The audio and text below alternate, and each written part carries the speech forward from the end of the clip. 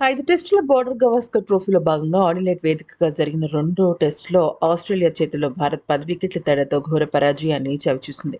అన్ని విభాగాల్లో విఫలమై సిరీస్లో 1-1గా సమం చేసుకుంది. అయితే ఈ మ్యాచ్లో మహమ్మద్ సిరాజ్, ట్రావిస్ హెడ్ మధ్య జరిగిన గొడవ తీవ్రమైన చర్చనీయాంశంగా మారింది.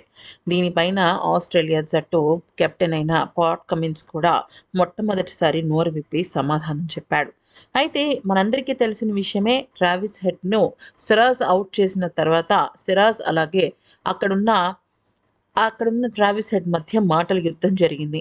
అసలు దీనిపైన ట్రావిస్ హెడ్ స్పందిస్తూ బౌలింగ్ చేశామని మెచ్చుకుంటే సిరాజ్ అపార్థం చేసుకున్నాడని చెప్పాడు. కానీ ఇక్కడ పాట్ కమిన్స్ ఏం చెప్పాడు అనేది చాలా కీలకంగా మారింది. అసలు ఇంతకీ పాట్ కమిన్స్ ఏమన్నాడంటే, భారత్ ఏం చేయాలనుకుంటే అది చేస్తుంది.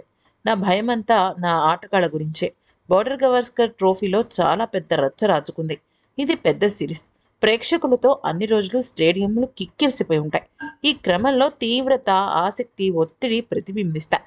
ట్రావిస్ హెడ్ ఆస్ట్రేలియా జట్టు వైస్ కెప్టెన్. అతను తన గురించి తాను మాట్లాడగలడు. అయినా కూడా అతని విషయంలో తను ఏమీ మాట్లాడటం లేదు. సిరాజ్ విషయంలో ఎందుకంత పెద్ద రచ్చయిందో మాకు అర్థం కావటం లేదు. నిజానికి ఇటువంటి గొడవల్ని మేము ఎప్పుడూ కూడా ఎంకరేజ్ చేయము. ముఖ్యంగా చెప్పాలి అంటే, ఇక్కడ వీళ్ళిద్దరి గొడవలో అసలు ఎవరిది తప్పు అనే విషయం పైన కూడా క్లారిటీ లేదు.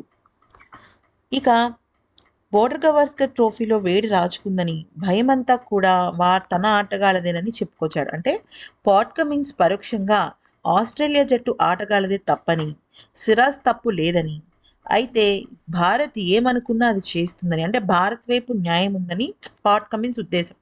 అయితే ఇక ఈ గొడవని ఎలా ఆపాలో కూడా అర్థం కావడం లేదని, నా మాట వినే పరిస్థితుల్లో ట్రావిస్ హెడ్ లేడు అంటూ చెప్పుకొచ్చాడు.